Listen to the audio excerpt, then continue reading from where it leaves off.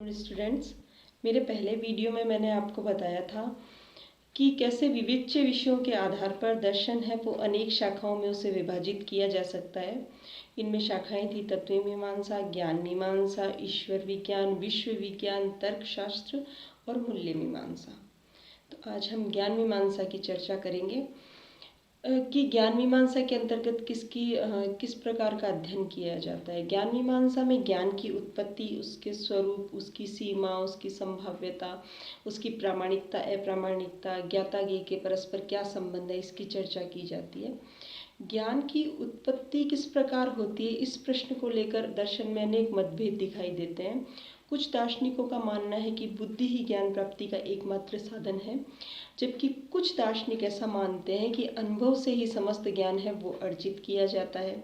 और कुछ दार्शनिक मानते हैं कि बुद्धि और अनुभव के संयोग से ज्ञान की प्राप्ति होती है।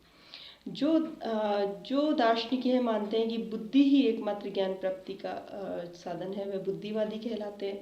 जो यह मानते हैं कि अनुभव ही ज्ञान प्राप्ति का एकमात्र साधन है, वह अनुभववादी दार्शनिक कहलाते हैं। और जो बुद्धि और अनुभव दोनों के संयोग से ज्ञान प्राप्ति को स्वीकार करते हैं, वह समन्वयवादी दार्शनिक कहलाते हैं।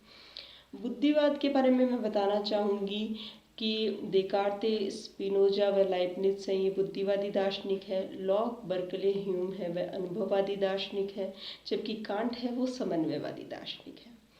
अब बुद्धिवाद क्या है?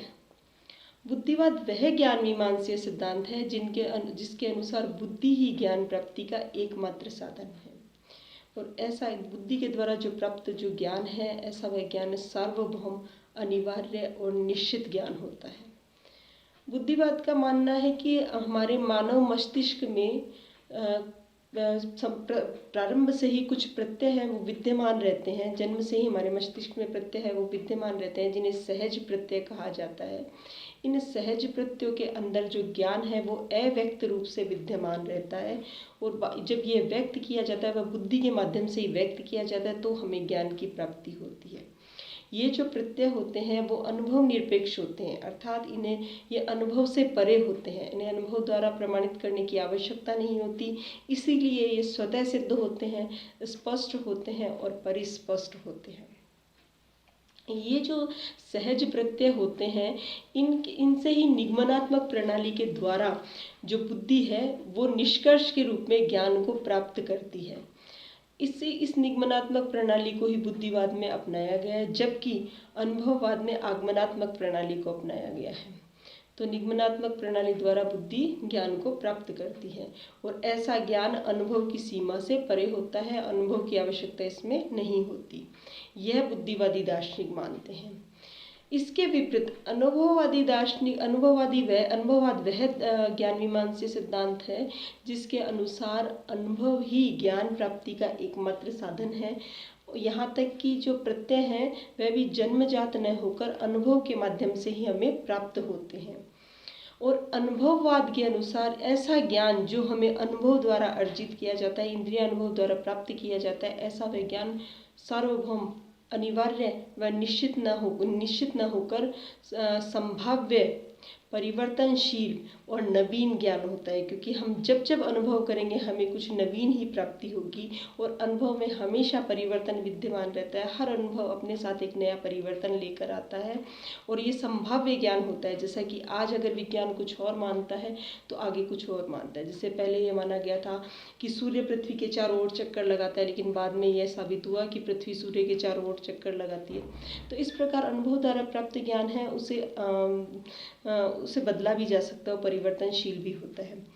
ये अनुभववाद ये मानता है कि जो समस्त जो प्रत्यय हैं वो अनुभव द्वारा ही प्राप्त होते हैं, और इस ज्ञान की जो प्रक्रिया है इसमें मन हमेशा निष्क्रिय ही रहता है। जबकि बुद्धिवादी ये मानते हैं कि ज्ञान की प्रक्रिया में मन हमेशा सक्रिय रहता है, और मन अपनी रचनात्मक क्रिया द्वारा ज्ञान की उत्पत्ति करता है। जबकि अनुभववाद कहता है कि हमें अनुभव द्वारा जो सरल प्रत्यय प्राप्त होते हैं, उन सरल प्रत्ययों की प्राप्ति के बाद हमारी बुद्धि है वो क्रियाशील होती है, और यहाँ पर बुद्धि सिर्फ एक नियामक शक्ति के रूप में ही कार्य करती है।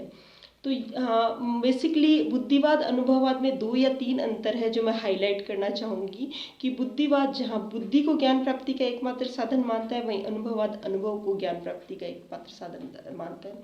बुद्धिवाद के अनुसार ज्ञान जहाँ सार्वभौम, अनिवार्य तथा निश्चित होता है, वहीं अनुभववाद के अनुसार ज्ञान परिवर्तनशील, नवीन और संभाव्य होता है।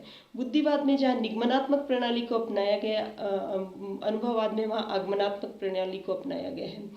बुद्धिवाद जहाँ ज्ञान प्राप्ति में मन को सदैव सक्रिय ही मानता है, जबकि अनुभववाद ज्ञान प्राप्ति के प्रारंभ में बुद्धि को निष्क्रिय मानता है। इस प्रकार ये कुछ बेसिक अंतर है जिसके आधार पर आप बुद्धिवाद और अनुभववाद को के बीच डिफरेंस को आप समझ सकते हैं। अब इनसे तीसरा पृथक सिद्धांत है, वो है समन्वयवाद, जिसे कांट स्वीकार करते हैं। उस कांट ने ये कहा कि ज्ञान की जो सामग्री है वो संवेदनाओं के रूप में हमें अनुभव से प्राप्त होती है और 12 कोटियों के माध्यम से ज्ञान है वो बुद्धि के द्वारा व्यवस्थित किया जाता है। इस प्रकार अनुभव और बुद्धि दोनों के संयोग और समन्वय से ज्ञान की प्राप्ति होती है। अब आगे मैं आप लोगों को बुद्धिवादी दार्शनिक, अनुभववादी दार्शनिक और समन्वयवाद के बारे में बतलाऊंगी।